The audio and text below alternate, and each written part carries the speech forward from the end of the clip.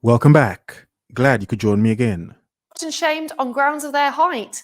I mean, how heightist can like a Tinder profile get where it's like, oh, guys 6 foot and above only need apply. What? My God, how heightist. How heightist. But then again, it is online dating. But I hope you're doing well. Hope you're focused and on your square.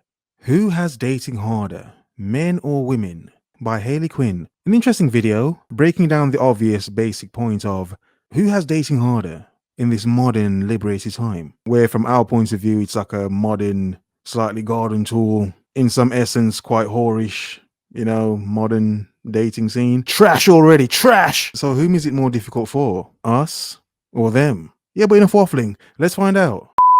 Hi, I'm dating coach Hayley Quinn, and in this video, I'm going to be attempting to answer, with the help of my trusty whiteboard, the classic question of who has dating harder. Is it men or women? Okay, so I'm first of all arguing my case for why I think the guys have it hardest. Yeah, it's true. Of course, as men, we have dating more difficult. But then again, it would be. The interesting thing about dating is, as men, we're competing against a lot of other men. You scared, motherfucker?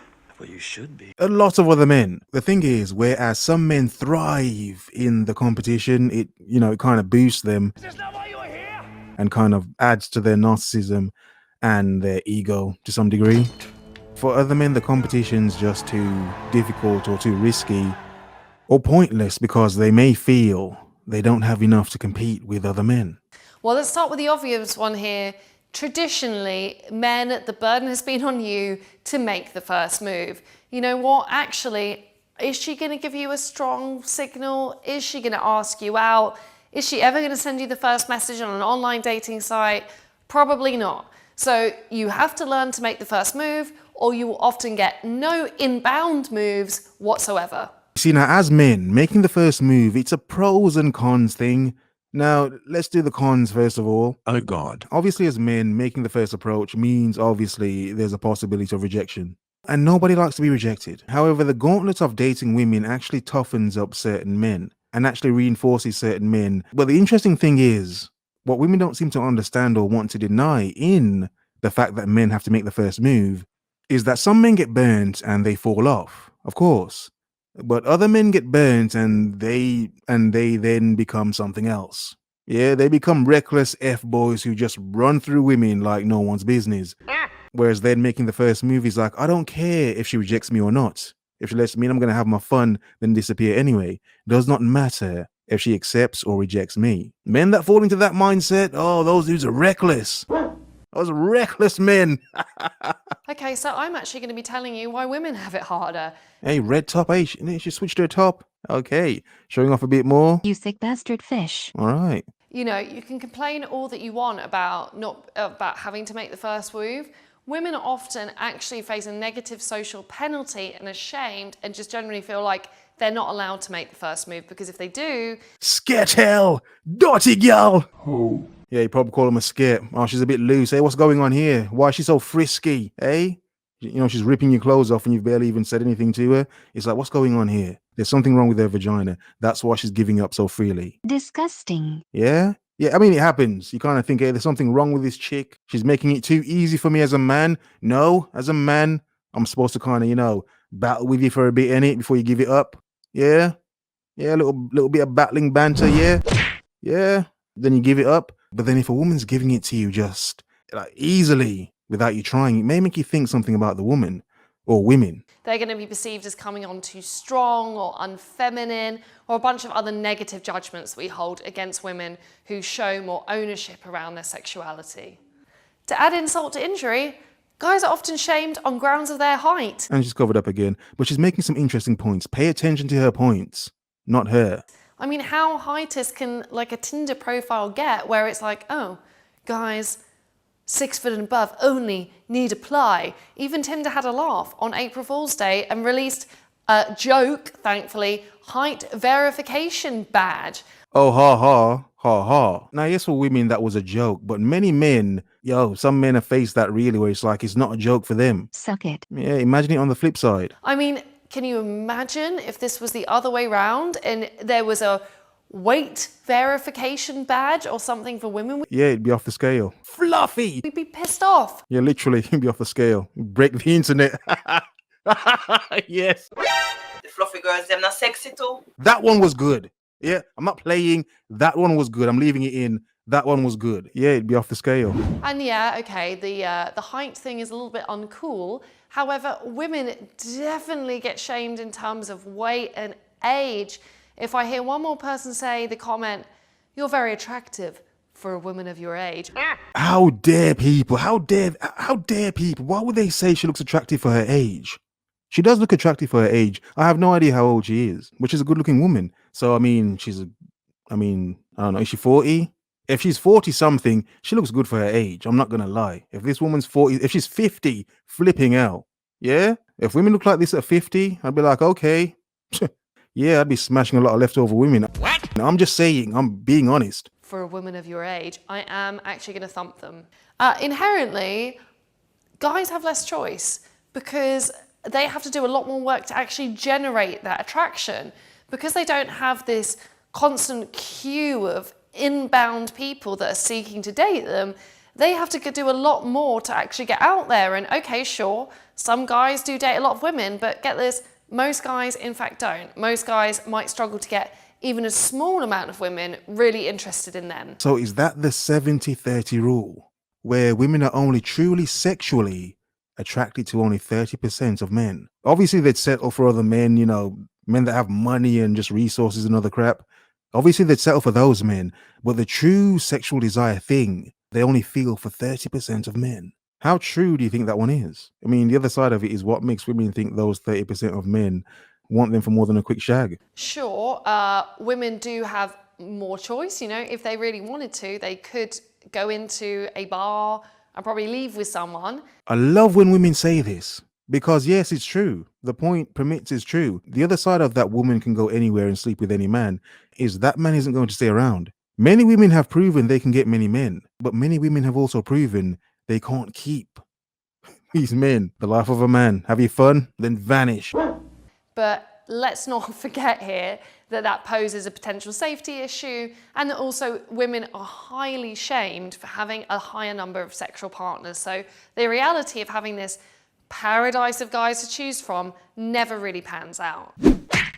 Men experience more loneliness because of this. A lot of the time they might lead more solitary lifestyles. There's increased rates of male suicide. They have less emotional connections and supportive relationships potentially within their lives. They also feel less able to talk about their emotions. Now, this again, like many things, is a pros and cons thing, because many men are alone, but they're not necessarily lonely. You see, for some men, the time they have to themselves it's peaceful and it's tranquil. It's ever so soothing and peaceful. At the same time, you know you can change this at any moment you want to, but you know when your life is in default setting, it's just peaceful and tranquil and calm and quiet. On the other hand, if you're a person that craves human connection and you can't get it so easily, or you're a person that's never shared it in a certain way before, obviously for some men there would be this emptiness, this no one there emptiness. So obviously for many men, it's not all peaceful and tranquil. For some men, it's actually quite dark. And if they aren't one of those really lucky guys who just happens to have lots of women in their life, they can find dating to be a lonely journey, and it actually can be very difficult and challenging to convince even one woman to go on a date with them. Now, women might experience loneliness in a different way, but it definitely happens. And also, to be quite frank, I'd rather be a bachelor than be called a spinster. No. As a woman, nope. That's a man thing. As a woman, Shong Yu, own it. Possibility in the future, you could be seen as a spinster or a leftover woman or a cat lady. No. We as men have to suffer as bachelors. Oh, bachelor bastards, doing whatever you want, spending your own money, saving tons of money. Oh, you bachelor bastards. Stop enjoying life so much.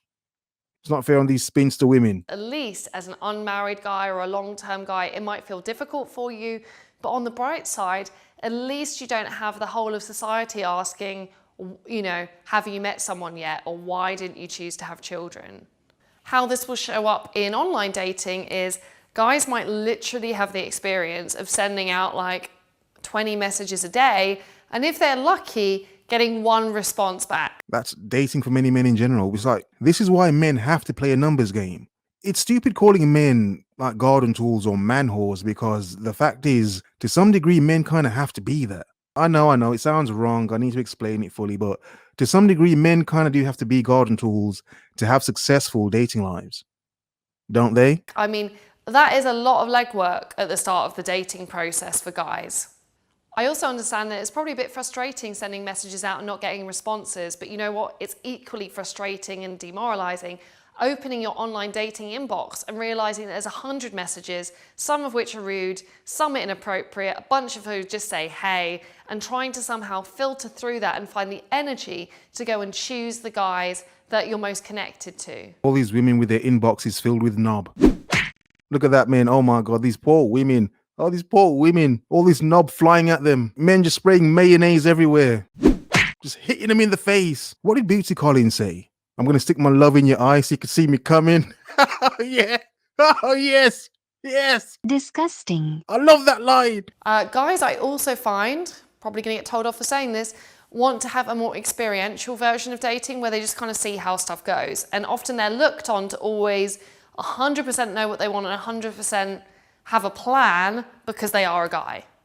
I also get that you might want to take your time, or guys might want to take their time, but my time is really valuable to me and women's time is valuable to them. No, it's not. No, I probably should have muted myself when I said that, but obviously women's time's valuable to them. You know, they've got to spend time and just stuff. Yeah, whatever. Because the main thing that they're messaging that they hear is, you know, you got to hurry up or you'll be left on the shelf. Leftover woman.